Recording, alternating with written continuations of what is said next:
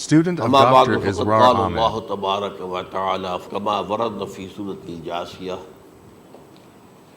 أعوذ بالله من الشيطان الرجيم بسم الله الرحمن الرحيم وإنه لعلم للساعة فلا تمترن بها واتبعوني هذا صراط مستقيم صدق الله العظيم رب اشرح لي صدري ويسر لي امری واحلل عقدۃ من لسانی یفقهوا قولی اللهم ربنا الہمنا رشدنا واعذنا من شرور انفسنا اللهم ارنا الحق حقا وارزقنا اتباعه وارنا الباطل باطلا وارزقنا اجتنابه آمین یا رب العالمین۔ قادیانیت سے متعلق ایک بحث کا آغاز ہو گیا تھا، کیونکہ ہمارے علم میں یہ آیا تھا کہ قادیانیوں نے خاص طور پر ماڈل ٹاؤن کو اپنا ایک مرکز اور اپنا اڈا بنانے کا فیصلہ کیا، اور اس کا ہمیں تجربہ بھی حاصل ہو گیا۔ کچھ نوجوان اہل سنت کے نوجوان میرے پاس آئے تھے اور انہوں نے میری توجہ ادھر منعطف کرائی کہ یہاں پر یہ اپنی جمعے کی نماز کے لیے اوپن گراؤنڈ استعمال کر رہے ہیں اور اس میں لگا لیتے ہیں پارٹیشن وغیرہ، اور بڑی یوں سمجھیے کہ بڑی مہم کے ساتھ دونوں طرف کی سڑکیں بند کر کے، اور جو بھی لوگ مسافر ہیں انہیں بھی دعوت دیتے کہ آئیں یہاں جمعہ پڑھیں، اور بعض لوگ مغالطے میں وہاں جمعہ پڑھ لیتے۔ تو اس کے حوالے سے انہوں نے کوشش کی کہ کچھ نہ کچھ اس سلسلے میں، کیونکہ انہوں نے مجھے لا کر قانون دکھایا۔ پاکستان میں جو قانون نافذ ہے وہ یہ ہے، چاہے یہ کہ وہ نافذ نہیں ہے بالفعل، لیکن ہے، قانون کی کتاب میں تو موجود ہے کہ قادیانی اپنے کوئی جو بھی ان کے نزدیک بھی ان کے مذہبی شاعر ہیں ان کو مسلمانوں کی شکل میں برملا علی الاعلان ادا نہیں کر سکتے، کیونکہ وہ تو دھوکہ دونی بات ہو گئی کہ لوگ سمجھیں گے یہ مسلمان ہی ہیں۔ اب جب انہیں، آپ کو معلوم ہے کہ ہماری پوری جو مرکزی اسمبلی تھی، نیشنل اسمبلی، اس کے فیصلے کے تحت قرار دیا گیا بالاتفاق کہ قادیانی غیر مسلم ہے، دائرہ اسلام سے خارج ہے۔ یہ تو فیصلہ ہوا پارلیمنٹ کا اس بڑے پیمانے، بعد میں پھر ضیاء الحق صاحب کے زمانے میں یہ تو ہوا تھا، آپ کو معلوم ہے، بھٹو کے زمانے میں۔ تو ضیاء الحق صاحب کے زمانے میں اسی کی گویا کہ فردر سٹیپ کے طور پر یہ بات طے کی گئی اور قانون بنا دیا گیا کہ وہ اپنی مسجد کو مسجد نہیں کہہ سکتے اور مسجد کی صورت پر نہیں بنا سکتے کہ گزرنے والے کو یہ خیال ہو کہ یہ مسجد ہے۔ اسی طرح وہ اگر کوئی اسلامی شاعر کا ارتکاب کریں گے علی الاعلان تو بھی یہ قابل تعزیر ہے، جرم ہے۔ وہ اپنے کئی احاطوں کے اندر، اپنے گھروں کے اندر جو چاہیں کریں، لیکن کھلے میدان میں آ کر جو شاعر اسلامی باہر، ان لوگوں نے سب کچھ اڈاپٹ تو کر رکھا ہے۔ سب سے بڑی بات تو وہ ہے کہ انہوں نے ایک جھوٹے نبی کا اقرار کیا ہے کہ وہ نبی ہے، اس نے ہمارے درمیان فصیل ہائی کر دی ہے۔ اب جو اس کو مانتے ہیں ان کے نزدیک ہم کافر ہیں۔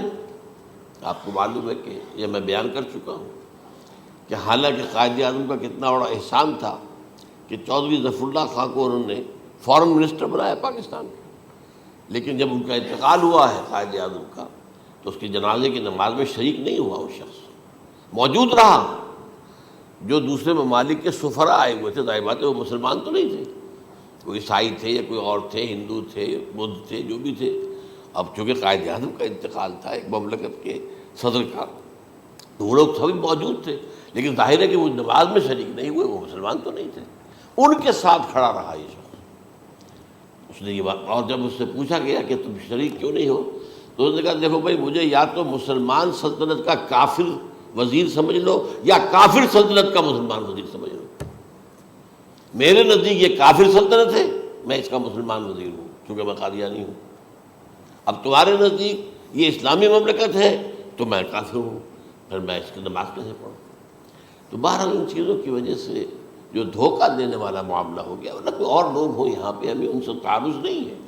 عیسائی بھی ہیں، اپنی تبلیغ کرتے ہیں، کوئی خلاف ان کے رد عمل نہیں ہوتا، الا یہ کہ کہیں یہ واقعہ پیش آ جائے یا کوئی یعنی خام خواہ کو شوشہ کوئی شرارتی لوگ اٹھا لیں کہ انہوں نے قرآن کی یہ جو ہے بے حرمتی کی ہے، تو یہ تو پھر تحقیق سے معلوم ہو سکتا ہے کہ واقعہ کی تھی کہ نہیں کی تھی۔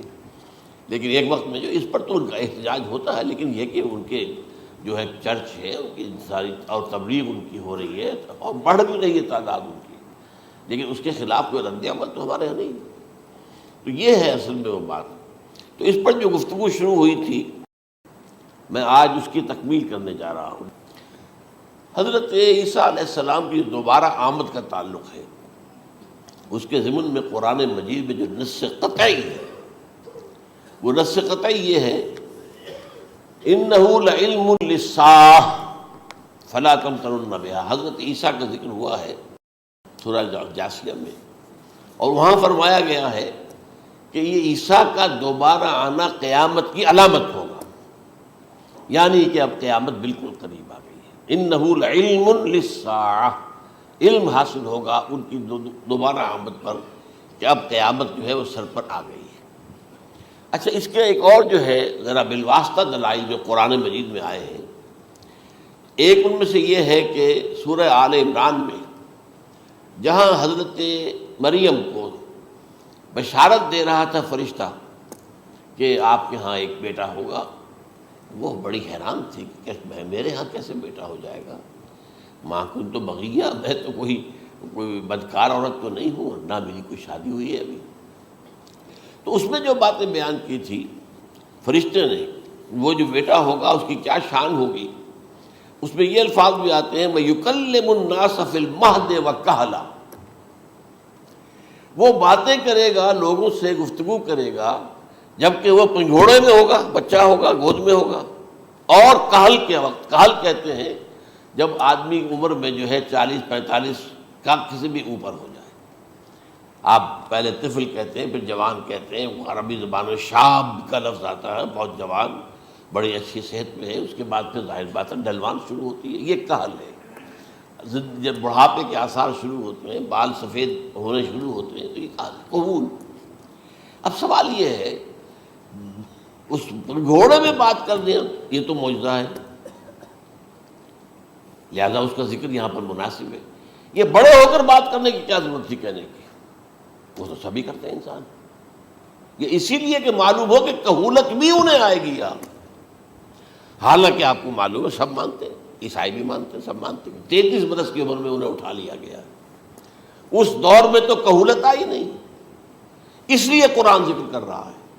اور یہ بات جو ہے دوسری مرتبہ آئی ہے، یہ سورہ المائدہ میں آیت نمبر 110 وَتُكَلِّمُ النَّاسَ فِي الْمَهْدِ وَكَهْلًا، صرف یہ ضمیر کا فرق ہے، وَيُكَلِّمُ النَّاسَ فِي الْمَهْدِ وَكَهْلًا، اور وَتُكَلِّمُ النَّاسَ فِي الْمَهْدِ وَكَهْلًا یہ ہے جب قیامت کے دن اللہ تعالیٰ حضرت عیسیٰ سے سوال کریں گے، اے عیسیٰ ابن مریم، کیا تم نے میری اجازت سے اور میری تائید سے یہ معجزے نہیں دکھائے، یہ معجزے نہیں دکھائے، میں نے تم پر یہ فضل نہیں کیا؟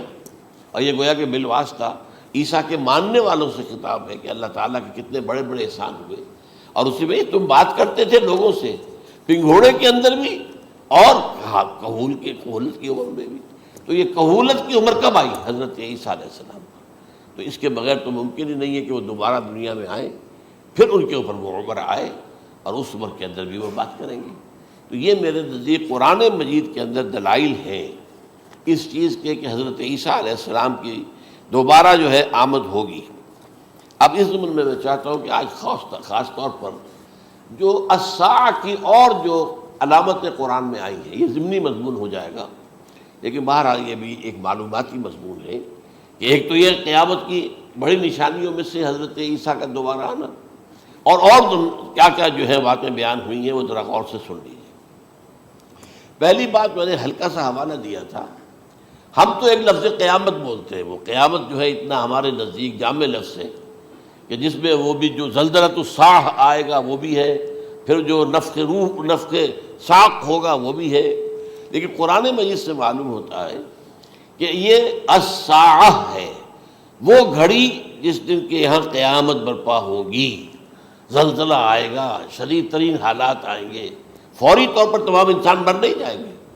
جو ہے اس کا نقشہ جو کھینچا گیا ہے، یا ایھا الناس اتقوا ربکم ان زلزلۃ الساعۃ شیء عظیم یوم ترونها تذہل کل مرضعۃ عما ارضعت وتضع کل ذات حمل حملها وتری الناس سکارى وما هم بسکارى ولکن عذاب اللہ شدید۔ اے لوگوں ڈرو، اللہ کا تقوی اختیار کرو، اس لیے کہ قیامت کا زلزلہ بہت سخت شے ہے، بہت بھاری شے ہے۔ ان زلزلۃ الساعۃ شیء عظیم، جب پہاڑ چل رہے ہوں گے اور جو ہے انسان جو ہیں گے وہ جس طرح پروانے ہوتے ہیں، پتنگے ہوتے ہیں، ایسے اڑ رہے ہوں گے انسان، اور اس میں یہ بھی حال ہوگا کہ لوگ جو ہے ہر جو دودھ پلانے والی ہے وہ اپنے بچے کو بھول جائے گی۔ ظاہر بات ہے کہ اپنی پڑی ہوئی ہے مصیبت، حالانکہ سب سے زیادہ محبوب ترین شے دنیا میں اس سے اونچی محبت نہیں ہو سکتی جو ماں کو اپنے دودھ پیتے بچے سے ہوتی ہے، انہیں بھول جائے۔ تذہب کل مرضعۃ عما ارضعت، اور تمہیں ایسا محسوس ہوگا کہ لوگ کسی نشے کی کیفیت میں ہیں، یعنی وہ بدحواش ہیں، وہ بدحواس ہو گئے، لیکن یہ کہ وما ہم بسکارى، اور وہ مدہوش نہیں ہوں گے، ولکن عذاب اللہ شدید۔ تو یہ ہے زلزلۃ الساعہ، وہ ایک خاص وقت جو ہے، ایک خاص گھڑی جس میں کہ یہ ہونا ہے۔ اس کے علاوہ قرآن مجید میں القارعہ، القارعہ ما القارعہ وما ادراک ما القارعہ یوم یکون الناس کالفراش المبثوث وتکون الجبال کالعہن المنفوش۔ اب یہ کیا ہے؟ یہ نقشہ ہے قیامت، یہ الساعہ، القارعہ الساعہ۔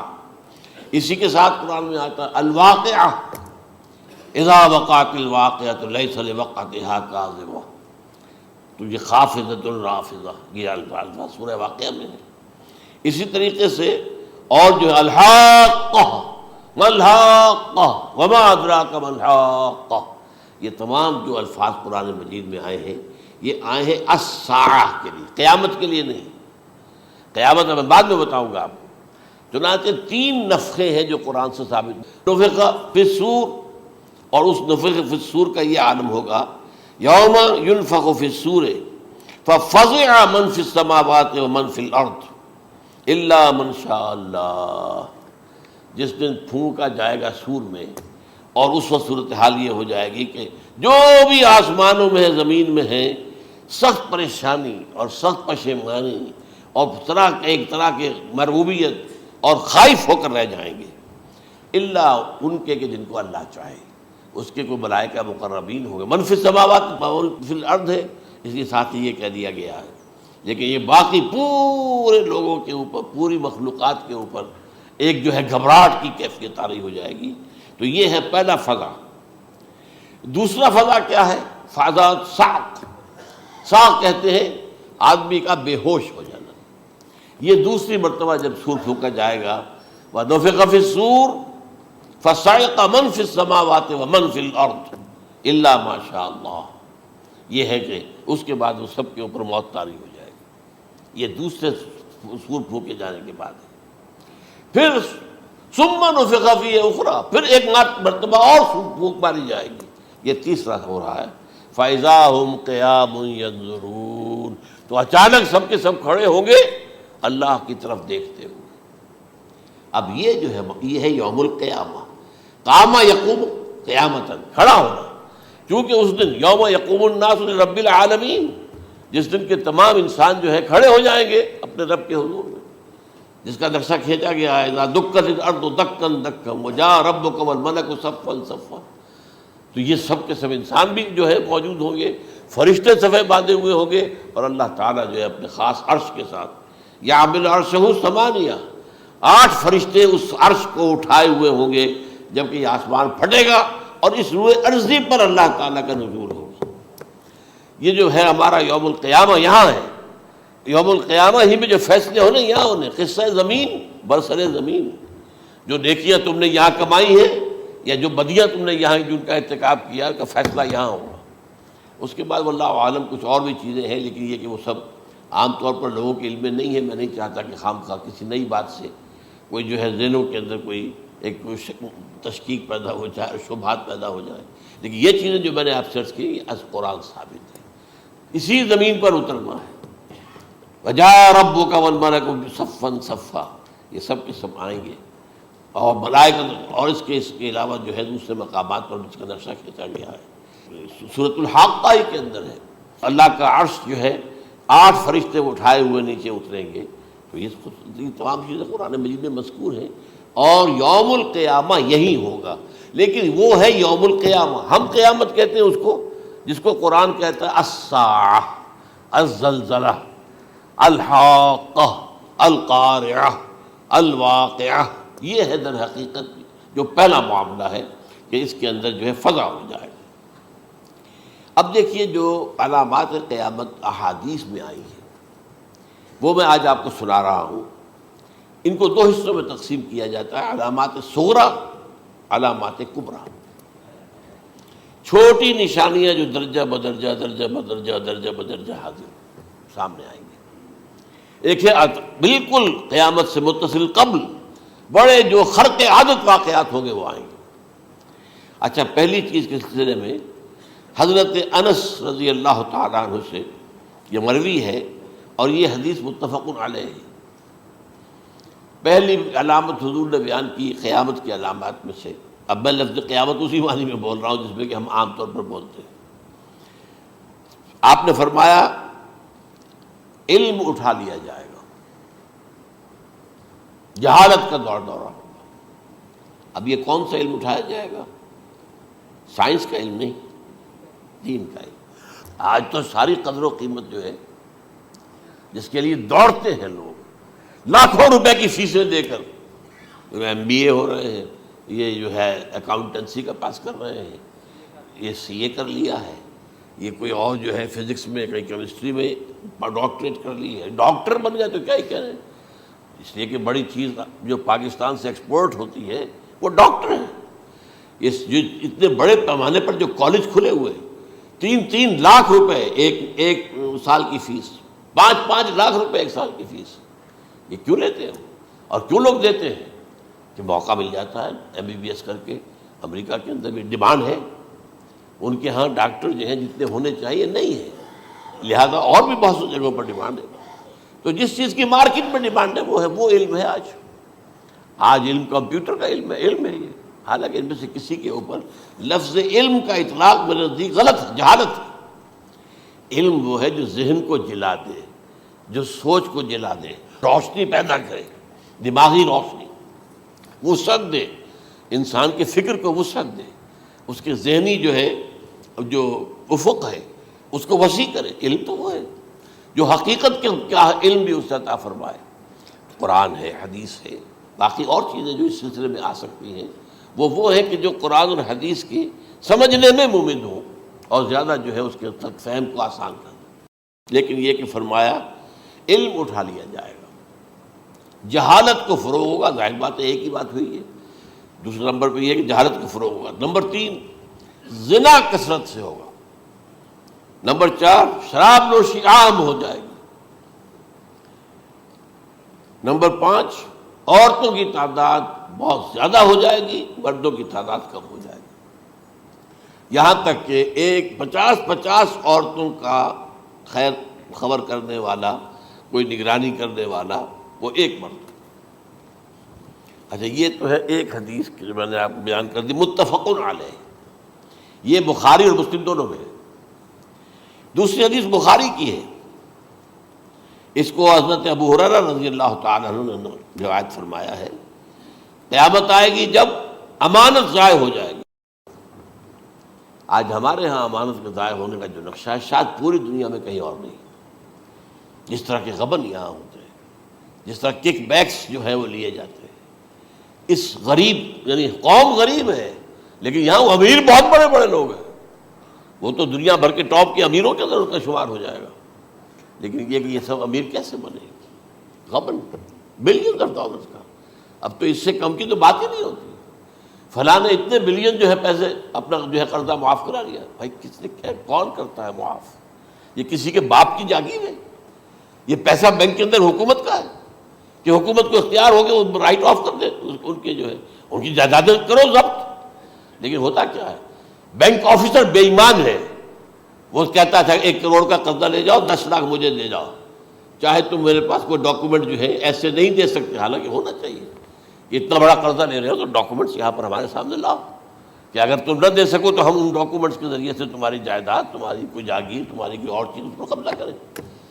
جب وہ وقت آتا ہے دیکھتے ہیں تو یہ ڈاکومنٹس ہی فیک ہیں۔ اللہ اللہ خرچ کیا کرے گا کوئی؟ بینک کا باپ بھی واپس نہیں لے سکتا۔ اور یہ سب کس کی بے ایمانی ہے؟ وہ جو بیٹھا ہوا بینک مینیجر، سارا سودا اس کے مابین ہوتا ہے، کہ 1 کروڑ ہے نا، 10 لاکھ مجھے دو، 90 تم لے جاؤ، باقی یہ کہ ٹھیک ہے میں تمہارے جو ڈاکومنٹس تم پیش کر رہے اس میں کوئی اعتراض نہیں کرتا، بس جاؤ۔ اور نمبر 2، حکومت نااہلوں کے سپرد ہو جائے گی۔ یہ ہے امام بخاری کی روایت کردہ روایت جو حضرت ابو ہریرہ سے۔ مسلم شریف میں ابو ہریرہ رضی اللہ تعالیٰ عنہ سے ایک اور روایت ہے، مال عام ہو جائے گا یہاں تک کہ زکوٰۃ قبول کرنے والا کوئی نہ ہوگا۔ یہ بات وہ ہے جو آج سعودی عرب اور UAE کے اندر آپ کثرت سے دیکھ سکتے ہیں۔ دولت جو ہے وہ ریل پیل، ابھی تھوڑا سا آیا ہے معاملہ خاص طور پر دبئی میں، کیونکہ وہاں بہت زیادہ کنسٹرکشن ہو رہی تھی، تو پوری دنیا میں آپ کو معلوم ہے کہ جو ریئل اسٹیٹ کہلاتا ہے اس کا حال بہت پتلا ہے، لیکن وہاں کے دولت ریل پیل ہے ہر جگہ پر۔ اور سب سے اہم متفق علیہ روایت، متفق علیہ کیا، وہ تو حضرت عمر سے بھی مروی ہے، ابن عمر سے بھی مروی ہے، ابن عباس سے بھی مروی ہے، ابو ہریرہ سے بھی مروی ہے، عبداللہ ابن مسعود سے بھی مروی ہے رضی اللہ تعالیٰ عنہ اجمعین۔ اور یہ وہ حدیث ہے جسے کہا جائے حدیث جبرائیل، جسے ام السنہ بھی کہا گیا۔ اس میں جو آخری سوال کیا حضرت جبرائیل نے حضور سے، چوتھا، پہلا یہ تھا کہ اسلام کیا ہے مجھے بتائیے، ایمان کیا ہے، اس کی حقیقت کیا ہے یہ مجھے بتائیے، تیسرا احسان کیا ہے یہ بتائیے، چوتھا یہ کہ قیامت کے بارے میں بتائیے کب ہوگی۔ حضور نے فرمایا کہ اس کے بارے میں جس سے سوال کیا جا رہا ہے وہ اس سے زیادہ نہیں جانتا جو کہ سوال کر رہا ہے۔ اب اس کے کئی مفہوم ہو سکتے ہیں کہ بہرحال یا تو حضرت، چونکہ بعد میں معلوم ہوا کہ حضور نے پہچانا نہیں کہ یہ جبرائیل ہے، بلکہ جب سوال جواب ہو کر وہ چلا گیا شخص تو اچانک حضور کے ذرا ردو ہو ہی لیا، ذرا بلانا اس کو، دوبارہ لانا۔ اب جو دیکھا کہ وجود ہی نہیں اس کا، آسمان نے اس کو اچک لیا، زمین نے نگل لیا، کیا ہوا ہے؟ پھر آپ نے یہ جبرائیل تھے جو تمہیں تمہارا دین سکھانے آئے تھے، جبکہ تم سوال نہیں کر رہے ہو۔ یہ بڑے بیسک کوسچن تھے، اس لیے کہ دنیا کے ہمارا نظام اسلام پر ہے، ایمان پر نہیں ہے، اس لیے کہ ایمان کو ویریفائی کر ہی نہیں سکتے۔ کیسے پتہ ہوگا اس میں ایمان ہے یا نہیں ہے؟ کوئی آلہ نہیں ہے، کوئی الیکٹروکارڈیوگرام ابھی تک ایسا نہیں ہے، کوئی جو ہے اور جو طریقے چل رہے ہیں وہ تو ان کے ذریعے سے یہ تو نہیں معلوم ہو سکتا ایمان ہے کہ نہیں۔ لہذا یہاں کا سارا نظام اسلام پر ہے، شہادت اللہ الہ الا اللہ وان محمد رسول اللہ، پھر ایک نظام بنا لیا، وإقام الصلاۃ وإیتاء الزکوٰۃ وصوم رمضان وحج البیت۔ اس میں بھی یہ ہے کہ اگر کوئی نماز کو نہیں مانتا تو کافر ہوگا، لیکن نماز پڑھتا نہیں ہے تو کافر نہیں ہے، فاسق ہے، فاجر ہے، گناہ گار ہے، کمزور مسلمان ہے۔ اس طرح زکوٰۃ کا منکر ہو جائے گا تو وہ کافر ہوگا، لیکن زکوٰۃ دے نہیں رہا ہے تو یہ گویا کہ گناہ گاری ہے، کمزوری ہے۔ تو اس حوالے سے نوٹ کر دیجئے کہ یہاں کا دنیا کا سارا اسلامی نظام اور سارا کانسٹیٹیوشنل اور لیگل سسٹم جو ہے اسلام کا، وہ اقرار باللسان پر ہے۔ ایمان ہے وہ کہ جس کی بنیاد پر وہاں فیصلے ہوں گے۔ یہاں کوئی شخص مسلمانوں کا بڑا لیڈر ہے، بڑا علامہ ہے، بڑی اس کی قدر و منزلت ہے، اس کے ہاتھ چومے جا رہے ہیں، پاؤں چومے جا رہے ہیں، ہو سکتا ہے وہاں کہا جائے دفع ہو جاؤ، تمہارے دل میں ایمان نہیں تھا، تم نے یہ سب کچھ کیا تھا اس لیے کہ کہا جائے کہ بڑے عالم ہو، اور یہ کہا جا چکا، فقط قیل، اب یہاں کچھ نہیں ہے تمہارے پاس۔ پھر فرشتوں کو حکم ہوگا کہ اس کو گھسیٹتے ہوئے جہنم میں ڈال دیں۔ 3 باتیں بیان کی آپ نے، یہی حشر اس کا ہوگا مالدار کا۔ اللہ پوچھے گا میں نے تمہیں بہت مال دیا، تم نے کیا کیا؟ وہ کچھ گنوانا شروع کرے گا، اللہ فرمائے گا جھوٹ بول رہا، قذبت، تم نے یہ خیرات و صدقات اس لیے کیے تھے کہ تمہاری سخاوت کے ڈنکے بج جائے، تعریفیں کی جائے، وہ کی جا چکی ہے، دنیا میں ڈنکا بج گیا، یہاں کچھ نہیں تھا، وہ نیت دل میں کچھ اور تھی تمہارے۔ میں لیس البر ان تولوا وجوہکم، ہمارا قرآن مجید کا سبق، ہمارا منتخب نصاب کا نمبر 2 بڑی تفصیل سے بیان کیا۔ یہی معاملہ ہوگا اس عالم کا، اللہ فرمائے گا میں نے تمہیں علم دیا، تم نے، وہ کہے گا میں نے علم پھیلایا لوگوں میں ہدایت کی، جھوٹ بول رہے ہیں، تم نے تو صرف اس لیے کیا تھا، تمہاری نیت یہ تھی کہ بڑا عالم شخص ہے، بڑا فاضل شخص ہے، تو یہ سب کہا جا چکا۔ تو وہاں کا معاملہ جو ہے وہ اسلام پر نہیں ہے۔ یہ آپ دکھائیں گے، دیکھیے میرا آئیڈینٹی کارڈ، اس پہ اسلام میرا مذہب لکھا ہوا ہے، یا یہ میرا پاسپورٹ ہے، آئیڈینٹیفیکیشن کے لیے دنیا میں عام طور پر یہ چیزیں ہوتی ہیں، کوئی تعلق نہیں۔ آخرت کا معاملہ کسی اور شے پر ہے، وہ تو ایمان دل میں ہے، اور تمہارے تمام جو حرکات ہیں، اعمال ہیں، ان سب کے اندر جب تک کہ اصل جو قوت متحرکہ ہے وہ اللہ کی محبت نہ بن جائے. اخلاص للہ، بحب اللہ للہ، اور یہ کہ یہ تمام چیزیں جیسا کہ فرمایا، ایک حدیث بڑی پیاری ہے، ایمان کی تکمیل کی علامت کیا ہے؟ فرمایا من احب للہ وابغض للہ ومنع للہ واعطى للہ فقد استکمل الایمان. جس شخص کے نے محبت جس سے بھی کی، اللہ کے لیے کی، اپنے مفادات کے لیے نہیں، رشتہ داری کی بنیاد پر نہیں. محبت اوپر ہو جائے، رشتہ دار کا حق ہے دو، بیوی کے حقوق ہیں دو، لیکن محبت یہ اللہ کے لیے ہو کہ فلاں شخص سے مجھے محبت اللہ کے لیے. اور اگر نفرت رکھی تو اللہ کی وجہ سے رکھی، اس لیے رکھی کہ وہ اللہ کے دین سے دور ہے، وہ اللہ کے راستے پر نہیں آ رہا ہے، وہ فسق و فجور کی جو ہے زندگی کو آ رہا. اس میں بھی یہ ہے کہ یہ نہیں ہے تعلق قطع کر لو، تعلق قطع کرو گے تو تبلیغ اور اصلاح کا موقع کہاں رہے گا، لیکن دلی محبت نہیں ہوگی اس میں. تو اگر محبت ہے تو اللہ کے لیے، اور نفرت ہے تو اللہ کے لیے. اور کسی کو کچھ دیا ہے تو اس لیے کہ اللہ کا حکم ہے کہ دوں، اور کسی سے کچھ روکا ہے تو اس لیے کہ اللہ کا حکم ہے کہ روکوں، اس کو نہیں دینا ہے. فقد استکمل الایمان، تو اس شخص نے ایمان کی تکمیل کر لی. یہ ہے اصل جو ڈیسائیڈنگ فیکٹر ہے، وہ یہ ہے. اور اس ایمان کی پہلی علامت کیا ہے؟ کیسے معلوم ہو میرے اندر ایمان ہے؟ پہلی علامت سب سے کم تر درجے کا ایمان، اس میں فرمایا گیا اذا اساءت کا سیئۃ وحسنت کا حسنۃ فانت مومن. اگر کوئی اچھا کام کر کے خوشی ہو اور کوئی برا کام ہو جائے تو ملامت ہو، یہ کیا کر بیٹھا، یہ میں نے کیا کیا ہے، یہ مجھے نہیں کرنا چاہیے تھا. یہ اگر احساس ہے نیکی اور بدی کا تو تمہارے اندر ایمان ہے. یہ ایمان ہے ادنا درجے کا. اور وہ ایمان من احب للہ ہے وابغض للہ ہے واعطى للہ ہے ومنع للہ فقد استکمل الایمان. اچھا، یہ جو متفق علیہ حدیث ہے جو حضرت جبرائیل کی ہے، اس میں پھر انہوں نے کہا کہ اچھا اگر آپ مجھے یہ کب ہوگی قیامت نہیں بتا سکتے تو اس کی کچھ علامتیں بتائیے. یہ بڑی عظیم کیونکہ یہ تو تمام احادیث کے اندر میں نے عرض کیا نا کہ سب سے زیادہ صحابہ سے منقول ہے. اور آپ نے فرمایا کہ جب لونڈی اپنی مالکہ کو جنے گی اور تم دیکھو گے کہ ننگے بدن ننگے پیر بھوکے ننگے بھیڑوں اور بکریوں کو چرانے والے اونچی سے اونچی عمارتیں بنانے میں ایک دوسرے کا مقابلہ کریں گے. اذا تلد الامۃ ربتها، کیا بات ہے، یہ خاص الفاظ کیوں کہے گئے؟ اولاد والدین کے سامنے دب کر رہتی تھی، کبھی سینہ تان کر بات نہیں کرتے تھے. ٹھیک ہے، کوئی بات آپ مان نہیں سکتے، ابا جان یہ بات تو میں نہیں کر سکتا. یا فرض کیجئے کہ وہ آپ کو کسی نیکی سے روک رہے ہیں، کہ دینی کام سے روک رہے ہیں، ابا جان یہ تو میں نہیں کروں گا، یہ تو دین کا فرض ہے. یہ کہیں آپ، اور ڈٹ کر کہیں اور جمیں اس پر، لیکن یہ کہ کوئی سرکشی کا انداز نہ ہو. ایسا نہ ہو کہ اپنے جناب سینے کو تان کر کے کھڑے ہو جائے، میں نہیں کروں گا، یہ نہیں، یہ غلط ہو جائے. اچھا، اولاد میں بیٹی جو ہوتی تھی وہ زیادہ سبارڈینیٹ، سبمسو، بات ماننے والی، کہیں بھی سر اونچا نہ کرنے والی. اور آخری دور میں کیا ہوگا، بیٹیوں سے مائیں ڈریں گی، انہیں ٹوک نہیں سکتی کسی بات پر، پتہ نہیں کیا بک دے، کیا بکواس کر دے. یہ تو ہمارے ہاں ہو گیا ہے، باہر کیا ہے تو آپ یہ بھی نہیں پوچھ سکتے. آپ کی 13 برس کی لڑکی آئی ہے رات کو 1 بجے، نہیں پوچھ سکتے کہاں رہی ہو، یہ رات کہاں گزاری، پوچھ ہی نہیں سکتے. یہ پوچھنا بھی جرم ہے.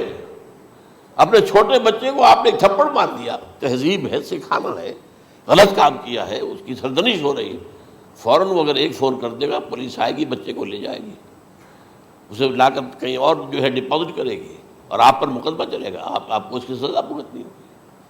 ظاہر بات ہے کہ پھر وہاں سرکشی کا کیا عالم ہوگا، پھر اولاد کہاں سر جھکائے گی، کس درجے میں جھکائے گی، اس کی تربیت عثمانی میں ہوئی نہیں. تو ان تلد الامۃ ربتها، گویا کہ ماں بیٹی کے نزدیک ماں جو ہے وہ ایسی ہو جائے گی جیسے لونڈی. گویا کہ لونڈی نے ایک اپنی مالکہ کو جنم دیا ہے، بیٹی مالکہ بن جائے گی اور ماں جو ہے لونڈی بن جائے گی، اور دولت کی ریل پیل کا ابھرتا دکان، یہ جو بھوکے ننگے اور مفلس، کیا حال تھا 100 برس پہلے، انہیں کھانے کو کچھ نہیں ملتا تھا۔ یہ مشرقی ساحل پر تھے، یہ سوائے یہ کہ مچھلیاں پکڑ لی، اللہ خیر اللہ وہ کھا لی، یا کہیں ان کو بیچ دیا، کوئی منڈی لگ گئی، منڈی لگ جاتی تھی وہاں، اور کیا تھا۔ اور مغربی ساحل پہ کیا ہوتا تھا، ساری ان کی معیشت حج کے گرد گھومتی تھی، حاجی آئے ہیں، خریداریاں کر رہے ہیں، اور آپ کو معلوم ہے پوری دنیا سے مال پہلے بھی پہنچتا تھا وہاں، آپ کو جو ہے ہر ملک کے ہر کونے کا پھل وہاں مل جائے گا آج بھی۔ اور وہاں پر یہ ہے کہ سب سے بڑی بدوؤں کے لیے سب سے بڑی بات کیا تھی، قربانی کا گوشت، اسے وہ سکھاتے تھے، سخت چمڑے کر کے کھاتے تھے، یہ ان کا حل تھا۔ آج جا کر دیکھیے نئے شہر بن رہے ہیں، امریکنز کو کانٹریکٹ دیے جا رہے ہیں، بالکل ماڈرن شہر بنا دو، ایک ایبسلیوٹلی ماڈرن شہر جو ہے وہ جو مشرقی ساحل کے اوپر جو پہلے سے آرام کو سٹی ہے، امریکن سٹی ہو، اس کے اندر کوئی سعودی بھی داخل نہیں ہو سکتا سوائے جس کے پاس اس سٹی کی طرف سے لائسنس نہ ہو، اور اس کی چار دیواری کے اندر، چار دیواری کیا فصیل کے اندر کہی ہے، جو چاہو کرو، کوئی تم پر پابندی نہیں، ننگے نہاؤ، تالاب ہے نہا رہے، ننگی عورتیں ننگی مردیں نہا رہے، کوئی پوچھنے والا نہیں۔ اب اسی قسم کا ایک سٹی آباد ہونا جا رہا ہے مغربی ساحل پر، جدہ اور ینبوع کے درمیان، اور اس میں اصل میں جتنی بھی دولت ہے جو پیٹرول کی ہے وہ وہیں پر رکھ لی جاتی ہے امریکہ کے اندر، تاکہ امریکہ جو ہے ایسے ایسے پروجیکٹ بنا کر جب تمہیں دے گا تو اس میں سے پیسے دے گا، وہ نہیں ملتی ان کو واپس۔ بہرحال یہ تو ایک میں نے ایک جگہ آپ سے ذکر بھی کیا تھا، دی کنفیشنز آف این اکنامک ہٹ مین، وہ کنفیشنز کی بات جو ہے اگر آپ میں سے کسی کو دلچسپی ہو تو اسے پڑھیں کہ کس طریقے سے 1973 کے آئل امبارگو کے بعد جو شاہ فیصل شہید کے زمانے میں ہوا تھا، پھر جس طریقے سے امریکہ نے ان تمام ممالک کو جکڑ لیا ہے، اس کا پورا جو پروسیس کیا تھا وہ سامنے آتا ہے۔ بہرحال اس کے بعد آتا ہے علامات کبریٰ کا ذکر، بڑی علامتیں جو کہ بالکل خرق عادت کے انداز میں ہوگی، جن کا معاملہ جو ہے وہ آپ کے ناپ تول میں نہیں آ سکتا، آپ کی کیمسٹری فزکس اس کا جو ہے وہ نہیں کر سکتی، ادراک ہوگا یہ قیامت کی۔ ان میں نمبر 1 کیا ہے، ایک بہت بڑا دھواں آئے گا، پوری دنیا کو لپیٹے گا۔ نمبر 2 دجال کا ظہور ہوگا، جو اپنی خدائی کا دعویٰ لے کر آئے گا اور بنوائے گا، اس کے ہاتھ میں ہو جائیں گے، قبضے میں ہو جائیں گے سارے ذرائع پیداوار کے، اس کی طرف بھی پہلا قدم اٹھ چکا ہو، ٹرپس کے نام سے معاہدہ ہو چکا ہے، کوئی ملک اپنا بیج پیدا نہیں کر سکتا، یہ بیج ہم نے ڈیولپ کیے ہیں، ان کے ڈیولپمنٹ سے پہلے تم ایک ایکڑ سے کتنی گندم لیتے تھے، آج کتنی لے رہے ہو، کس بنا پر؟ جینیٹکس کا جو کام ہم نے کیا ہے اس کی بنا پر ہو رہا، ہاں تو ہمارا حق ہے، اس کی رائلٹی ہمارے پاس آنی چاہیے، لہذا صرف ان اداروں سے، ملٹی نیشنل سے خریدا جائے گا بیج، اور بیج بھی وہ دیں گے وہ کہ جس سے جو فصل اگے گی وہ بیج نہیں لا سکتی، وہ بیج کا کام نہیں کر سکتی۔ جیسے آپ کو معلوم ہے کہ آپ کے ہاں جو گوشت کھایا جاتا ہے مرغے کا، تو مرغا وہ جو ہے اس میں مرغا ہو یا مرغی ہو، اس کے اندر کوئی وہ کیفیت ہی نہیں ہے، ان کے انڈے جو ہے ان سے آپ بچے حاصل نہیں کر سکتے، ہے تو انڈا، دیکھنے کو تو انڈا ہے، لیکن وہ بنڈا جو ہے اس سے بچہ تو نہیں حاصل کر سکتے۔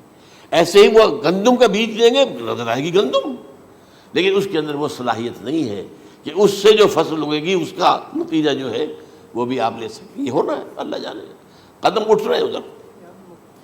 پھر یہ ہے کہ دابۃ الارض، زمین سے ایک حیوان نمودار ہوگا، زمین شق ہوگی۔ ابھی میں کہہ رہا ہوں خرق عادت ہے، یہ چیزیں وہ نہیں ہیں جو ہماری کسی حساب کتاب میں جو باتیں پہلے آئی ہیں وہ تو حساب کتاب میں آ رہی ہیں، ساری سمجھ میں آ رہی ہیں، ساری چیزیں مشاہدہ ان کا ہو رہا ہے، لیکن یہ ہے کہ دابۃ الارض، یہ کہتے ہیں کہ کوہ صفا، اس میں تو نہیں ہے حدیث میں، کوہ صفا پھٹے گا اور اس میں سے ایک حیوان دابہ وہ ظاہر ہوگا، تو اسی لیے فرمایا ہے وَإِذَا وَقَعَ الْقَوْلُ عَلَيْهِمْ أَخْرَجْنَا لَهُمْ دَابَّةً مِّنَ الْأَرْضِ تُكَلِّمُهُمْ، تو ہم اندر سے پیٹ کے چیر کر زمین کے پیٹ کو ایک حیوان کو برآمد کریں گے جو انسانوں سے بات کرے گا، گفتگو کرے گا۔ نمبر 4 طلوع الشمس من المغرب، یہ بھی خرق عادت، سورج تو طلوع ہوتا ہے مشرق سے، غروب ہوتا ہے مغرب میں، لیکن اس وقت معاملہ الٹا ہو جائے، یعنی جو کائنات کے اندر جو گڑبڑ ہوگی کچھ سمجھ میں بات آتی ہے کہ یہ معاملہ جو ہے یہ تو اس پورے سولر سسٹم کو اگر بدل دیتے ہیں تو مشرق مغرب ہو جانا، مغرب مشرق ہو جانا، یہ بالکل سمجھ میں آنے والی بات ہے۔ اس کے بعد ہے عیسیٰ ابن مریم کا نزول، جس کے بارے میں آج میں نے گفتگو کی ہے تفصیل سے۔ یہ نزول ہونا ہے، یہ علامات قیامت میں سے حضور نے بیان فرمایا ہے، اور قرآن مجید کی جو اصطلاحات ہیں اس کے حوالے سے میں نص قطعی جو ہے وہ میں آپ کے سامنے رکھ چکا ہوں۔ پھر یاجوج ماجوج کا ایک معاملہ ہے، یہ میں ابھی اس وقت زیادہ اس پر بات نہیں کر سکتا۔ حضرت عیسیٰ علیہ السلام کے نزول کے بعد 2 کام ہوں گے، یہودیوں کا قلع قمع ختم، تمام یہود، ایک کام تو یہ ہونا ہے، اور نمبر 2 عیسائیت کا ختم ہو جانا۔ عیسائیت کی نفی کر دیں گے، بھائی میں تم مجھے خدا کا بیٹا بنائے بیٹھے ہو، میں تم خدا کا بیٹا نہیں ہوں، میں تو اس کا بندہ ہوں، رسول ہوں، میں نے تم سے کب کہا تھا کہ مجھے خدا کا بیٹا بناؤ۔ نمبر 2 یہ کہ وہ خنزیر کو قتل کر دیں گے، یعنی یہ تم نے خنزیر کب سے کھانا شروع کر دیا، میں تو تم کو نکاح اجازت دے کر گیا تھا، یہ تو شریعت موسوی میں حرام تھا، اور میں کہہ کر گیا تھا کہ یہی شریعت تم پر لاگو رہے گی، ہاؤ کم تم نے کیسے یہ؟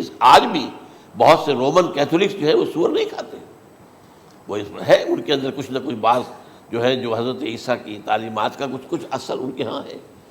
میں تو ایک مرتبہ، یہ 1971 کی بات ہے، 4-5 دن کے لیے برسلز میں رکا تھا، اس لیے کہ وہاں مجھے ایک صاحب نے خط لکھا تھا کہ وہاں ایک نوجوان ہے، ابھی اس ایمان لایا ہے، اور اس کے کچھ مسائل ہیں، ہم کوشش کر رہے ہیں کہ مسائل حل کریں، آپ بھی جا رہے ہیں۔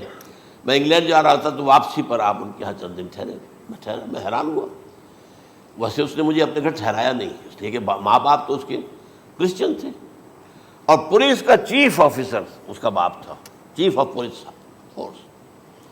اس نے مجھ سے 1 دن کھانے پہ بلایا، ویسے ہوٹل میں ٹھہرایا مجھے، اس نے کہا آپ اطمینان سے یہاں کھانا کھائیں، اس گھر میں نہ آج تک کوئی شراب کی بوند آئی ہے اور نہ ہی کوئی بوٹی آئی ہے سور کی۔ رومن کیتھولکس، اب اکلوتا بیٹا تھا یہ، عبدالعزیز اس نے بعد میں نام رکھا، وان کینٹر اس کا نام تھا جو کہ اوریجنل تھا، پھر اس نے نام رکھا عبدالعزیز وان کینٹر، پرانا نام بھی بحال رکھا۔ نہایت خوبصورت، 28 سال کی عمر تھی، اور اس وقت میں نے دیکھا تھا کہ اس کی فقہی معلومات جو ہے میری معلومات سے 10 گنا زیادہ۔ اس کی وجہ کیا ہے؟ وہ گیا تھا موراکو میں ایز اے ٹیچر ملازمت کرنے، پیسہ کمانے، وہاں وہ مسلمانوں سے اس کا ہوا رفع ضبط ہوا، اسلام کی تعلیمات سامنے آئی، اسلام لے آیا، اب اکلوتا بیٹا ہے، اور ماں باپ جو ہے کرسچن کیتھولکس۔ جب وہاں سے واپس آیا تو پھر کہتے ہیں کہ ہمارے درمیان ایک معاہدہ ہے، وی آر لیونگ ٹوگیدر، لیکن یہ معاہدہ ہے ہم مذہب پہ بات نہیں کریں گے، بس باقی جو بھی ہے وہ ساتھ رہ رہے ہیں۔ لیکن میں حیران ہوا، مجھے معلوم نہیں تھا۔ اچھا، اس کے بعد اس نے جب اسلام کا فیصلہ کیا تو اس کے سامنے سوال آیا کون سی فقہ اختیار کروں، تو اس نے بڑی جو ہے تھورو اسٹڈی کی ہے تمام فقہوں کی، کمپیریٹو اسٹڈی، ان کو کرنے کے بعد پھر فائنل فیصلہ اس کا یہ تھا کہ حنبلی فقہ میں اختیار کروں گا۔ 4 فقہوں میں سب سے لیٹسٹ حنبلی ہے، یعنی حنفی نمبر 1، پھر مالکی نمبر 2، پھر اس کے بعد شافعی نمبر 3، پھر یہ امام احمد ابن حنبل ہے۔ اور امام احمد ابن حنبل کے زمانے تک احادیث بہت بڑے پیمانے پر جمع ہو چکی تھی، جبکہ ابھی حضرت امام ابو حنیفہ کے زمانے میں کوئی اتنا زیادہ جو ہے حدیث کا بھی ذخیرہ نہیں بنا تھا۔ اسی پر تو لوگ حیران ہوتے ہیں کہ زیادہ حدیث امام ابو حنیفہ کے علم میں نہیں تھی، لیکن مجال ہے کہ ان کا کوئی فتویٰ جو ہے کتاب و حدیث کے، کتاب اور سنت کے خلاف ہو، اگرچہ انہوں نے صاف کہا کہ اگر تم پاؤ کوئی ایسی سچی حدیث، پختہ حدیث جو میری کسی رائے کے خلاف ہو تو میری رائے کو دیوار پر دے مارنا اور اس صحیح حدیث کا پیروی کرنا۔ لیکن ویسے اس کے بعد یہ کمال یہ ہے کہ بہت ہی کوئی شاذ معاملہ ہے کہ جس میں ان کا کوئی فتویٰ وہ کتاب و سنت کے منافی ہو یا سنت کے منافی ہو۔ کتاب پہ تو سوال پیدا نہیں ہوتا، کتاب تو ساری ان کے سامنے موجود تھی۔ اس کے بعد یہ ہے کہ یاجوج ماجوج، اصل میں بتا رہا تھا آپ کو کہ جب عیسائیت بھی ختم ہو گئی، یہود ویسے ختم ہو گئے، استیصال ہو گیا، جڑ کٹ گئی، اب عیسائیت گویا کہ اسلام میں ضم ہو گئی، عیسائیت مذہب ختم، یہودی خود ختم، اب یہ طاقت کتنی ہو جائے گی؟ تقریباً 2/3 دنیا آ گئی، تمام اب عیسائی 2 ارب کے قریب ہیں، 1 ارب 90 کروڑ ہوں گے، یا مسلمان بھی 1 کروڑ 50-60 لاکھ ہیں، دونوں کو جوڑ لیجیے کتنے ہو گئے؟ 6 ارب کل آبادی ہے۔ لیکن اس کے بعد آتا ہے یاجوج ماجوج کا خروج۔ یہ یاجوج ماجوج میرے نزدیک چائنا اور رشیا ہے، ان کی مجموعی طاقت اتنی ہوگی، اور یہ اس طرح آئیں گے ہر اونچائی پر سے اترتے ہوئے، پھسلتے ہوئے، جیسے 1962 میں جب وار ہوئی تھی بٹوین چائنا اینڈ انڈیا 1962 میں، تو وہ اس وقت کا نقشہ جو آج بھی اخبارات میں پڑھتا تھا تو یاد، waves after waves of Chinese soldiers were coming down the slopes of Himalayas۔ یہ تو وہ ہے نا جن کی تعداد کا کوئی حساب نہیں ہے، اور رشیا اور یہ مل کر جو ہے، میرا اندازہ یہ ہے کہ جب پہلے ملحمۃ العظمیٰ ہوگی وہ عیسائیوں اور مسلمانوں کے درمیان، اس وقت یہ دونوں پاورز نیوٹرل رہیں گی، لیکن غالباً یہ بات طے کر لیں گی کہ ویپنز آف ورلڈ جو ہے ماس ڈسٹرکشن، یہ استعمال مت کرنا، اگر یہ ویپنز آف ماس ڈسٹرکشن استعمال کرو گے تو ہم میدان میں آ جائیں گے۔ اس میں وہ جنگ جب ہو چکے گی، پھر حضرت عیسیٰ کو فتح حاصل ہو جائے گی، اور پھر یہ کہ یہودیت ختم ہو جائے گی، عیسائیت بطور مذہب ختم ہو کر اسلام میں ضم ہو جائے گا، پھر وہ 40 برس کا عہد حکومت ہے حضرت عیسیٰ علیہ السلام۔ لیکن جب یہ فتح ہو جائے گی ان پر، اب یاجوج ماجوج آئیں گے، اور اتنی تعداد میں آئیں گے کہ بحیرہ طبریہ جو ہے اس کا سارا پانی پی جائیں گے۔ یہ تو اگر آپ کو کبھی اندازہ ہو، یا کوئی آپ جانیں ان لوگوں کو جو ان چینیوں سے واقف ہیں، وہ کہتے ہیں زمین پر ہلتی ہوئی کوئی چیزوں سے وہ چھوڑی چھوڑ کے کھا جائیں گے۔ جہاں وہ جاتے ہیں ایز اے لیبرر، وہاں کے جو سارے کتے ہیں ختم، ساری بلیاں ختم، ہر شے، وہ جو سانپ کھاتے ہیں، ہر چیز کھاتے ہیں، اور یہ تمام ایسٹرن کنٹریز کے اندر ہوتا ہے، بڑی ڈیلیشس ڈشز ہیں یہ سانپ وغیرہ وغیرہ، اور یہ جس طرح کھا جائے، پانی پی، ایک قطرہ نہیں رہے گا اس پر۔ تو پھر جو ہے اللہ تعالیٰ اس وقت جو ہے اس میں ایک ایسی بیماری پیدا کرے گا، یہ سب مر جائے، یہ معجزے سے ہوگا، یعنی ان کے اوپر فتح جو ہے وہ عام لڑائی کے ذریعے سے نہیں ہوگی، بلکہ اس کے اوپر فتح جو ہوگی وہ اللہ تعالیٰ سے بوجھ، ایک بیماری پیدا ہوگی، سب مر جائے گی، اور اس کے بعد اللہ تعالیٰ ایسے پرندے بھیجے گا بڑی لمبی لمبی گردنوں والے، وہ ان سب کو کھا جائیں گے، جیسے ہمارے ہاں گدھ ہوتے ہیں، وہ ان کو صاف کر دیں گے۔ ورنہ تو یہ ہے کہ پوری دنیا کے اندر جو بدبو اور جو پیدا ہوتا معاملہ اس سے، تو اس نوع انسانی کی بقا ممکن نہیں تھی۔ ان کے خاتمے کے بعد پھر یہ ہوگا کہ حکومت اسلامی جو ہے پوری دنیا میں حضرت مسیح علیہ السلام کی ہوگی، 45 برس وہ رہیں گے، اسی میں وہ کہلن بھی آ جائے گا، وہ فی المہد و کہلن جو میں نے شروع میں بیان کیا تھا، اسی میں پھر یہ ہے کہ وہ شادی بھی کریں گے، ان کی اولاد بھی ہوگی، اور پھر ان کا انتقال ہوگا تو حضرت حضور صلی اللہ علیہ وسلم کے حجرے میں، وہیں پر جہاں حضور اور ابو بکر اور عمر رضی اللہ تعالیٰ عنہم دفن ہیں، وہیں پہ ان کو دفن کیا جائے گا، اور قیامت کے دن حضور فرماتے ہیں کہ میں اور یہ تینوں ساتھ نکلیں گے۔ تو یہ ہے حالات و واقعات۔ بہرحال اس میں یہ ہے کہ یہ نوٹ کر لیجئے کہ جہاں تک ہمارے ہاں آج کل کا معاملہ ہے، میرے نزدیک میں یہ کہنے پر مجبور ہوں، جو رفع و نزول مسیح کو نہیں مانتا وہ کم سے کم منکر حدیث ضرور ہے، میں اس سے کم کا فتویٰ نہیں دے سکتا۔ اب یہ ہے کہ جو لوگ مہدی کو نہیں مانتے ان کا معاملہ میں مختلف سمجھتا ہوں، چند منٹ لے رہا ہوں آپ کے، اور اس لیے کہ ان کی حدیثیں صحیحین میں نہیں ہیں، بخاری مسلم میں نہیں، اور یہ کہ بہرحال ان کا معاملہ جو ہے وہ ایسا نہیں ہے حضرت عیسیٰ کا۔ حضرت عیسیٰ کے آنے کا جو کچھ ہوگا وہ تو میں نے آپ کے سامنے بیان کر دیا، لیکن یہ ہے کہ حضرت مہدی ہمارے نزدیک اس میں خرق عادت کوئی ہے ہی نہیں، جیسے ہر صدی کے مجدد ہوتے ہیں، آخری صدی کے مجدد وہ ہوں گے، اور میرے نزدیک یہی آخری صدی ہے، اور اسی میں حضرت مہدی کا ظہور ہو جانا۔ سعودی عرب میں کوئی خانہ جنگی ہوگی کسی بادشاہ کے انتقال پر، اور پھر اس وقت یہ ظاہر ہوں گے، اس وقت ملک کے حالات کو سنبھالنے کے لیے لوگ ان کو زبردستی نکالیں گے، چھپے ہوئے ہوں گے ایک گھر میں، یہ حضرت ام سلمہ رضی اللہ تعالی عنہ کی روایت ہے کہ ایک بادشاہ کے انتقال پر یہ خانہ جنگی ہو جائے گی اور ایک شخص مدینے سے بھاگ کر مکے میں چھپ جائے گا. یہ تو ہے ان کے الفاظ، میں توجیہ کر رہا ہوں. یہ لوگ ان کی طرف دیکھ رہے ہوں گے کہ یہ جو وقت آیا ہے فتنے کا ہماری قوم پر، ہمارے ملک پر، تو ان کی شخصیت ایسی ہے کہ یہ بیچ میں آئیں، صلح صفائی کرائیں، اور وہ جو ہے اس ذمہ داری سے بچ کر بھاگیں گے اور جا کر مکے میں چھپ جائیں گے. پھر لوگ انہیں تلاش کر کے نکالیں گے اور زبردستی ان کے ہاتھ پر بیعت کریں گے، ورنہ وہ اتنے بڑے منصب کو. اور پھر یہ بھی ہے، ایک حدیث میں آتا ہے یصلحو فی لیلۃ واحدہ، ایک رات میں ان کی مکمل اصلاح کر دیں گے. یعنی اگر کوئی تھوڑا بہت نقص اور عیب کوئی ہوا بھی، کوئی کمی کوتاہی ہوئی بھی، تو اللہ تعالیٰ ایک رات میں اصلاح کروا دیں. لیکن ہمارے نزدیک اس قدر کوئی خرق عادت ہے ہی نہیں. البتہ جو کہتے ہیں اہل تشیع، وہ خرق عادت ہے کہ ان کے 12ویں امام جو ہے وہ بچپن ہی کے اندر اس خوف سے کہ جو بنو عباس بادشاہ ہیں وہ ان کو قتل کر دیں گے، تو وہ ایک غار میں چھپا دیے گئے. اب وہ 1200 برس سے اس غار کے اندر چھپے ہوئے، اور اس کے بعد وہ ظاہر ہوگی، وہ امام مہدی ہوں گے. اس میں خرق عادت ہے، لیکن میں یہ کہتا ہوں کہ محض خرق عادت کی بنیاد پر ہم اس کی نفی نہیں کریں گے. کیوں؟ کیا ہم یہ نہیں مانتے کہ اصحاب کہف 300 برس تک سوئے رہے؟ یہ کیا عام بات ہے؟ حضرت عزیر علیہ السلام، اللہ نے انہیں موت دی، موت، اور 100 برس کے بعد زندہ کر کے اٹھا لیا.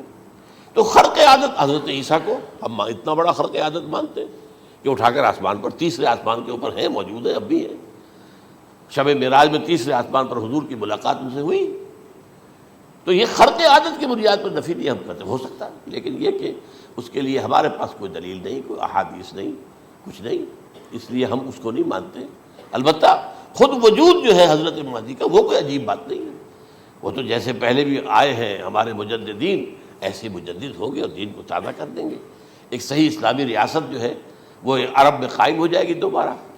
حضور نے فرمایا وہ عدل اور انصاف سے عرب کو اسی طرح بھر دے گا جیسے کہ وہ اس سے پہلے ظلم اور جور اور زیادتیوں کے سے بھری ہوئی ہوگی. تو یہ کام ہوگا، یہ تو مجدد کا کام ہوتا ہی ہے اس حوالے سے. لیکن بہرحال میں نے پھر بھی کہا کہ اگر احادیث کی کمزوری کی وجہ سے کہ صحیح عین میں نہیں ہے، اگر کوئی شخص انکار کرے تو مجھے کوئی اعتراض نہیں ہے، ٹھیک ہے. لیکن جو حضرت عیسیٰ کے رفع سماوی اور حضرت عیسیٰ کے نزول کا انکار کرتا ہے، وہ کم سے کم، میں انہیں اور آگے کوئی فتویٰ نہیں دیتا کہ وہ کافر ہو گئے یا یہ ہو گئے یا وہ ہو گئے، لیکن منکر حدیث کے لائن میں تو وہ لازماً کھڑے ہو گئے، کیونکہ اتنی واضح اور پکی حدیثیں ہیں حضرت مسیح کے نزول کی، اور علامات قیامت میں جس طرح ان کا ذکر آتا ہے کہ اس سے انکار جو ہے وہ جب تک آپ پوری حدیث کے ذخیرے کا انکار نہ کریں اس وقت تک ممکن نہیں ہے. اقول قولی ھذا واستغفر اللہ لی ولکم ولسائر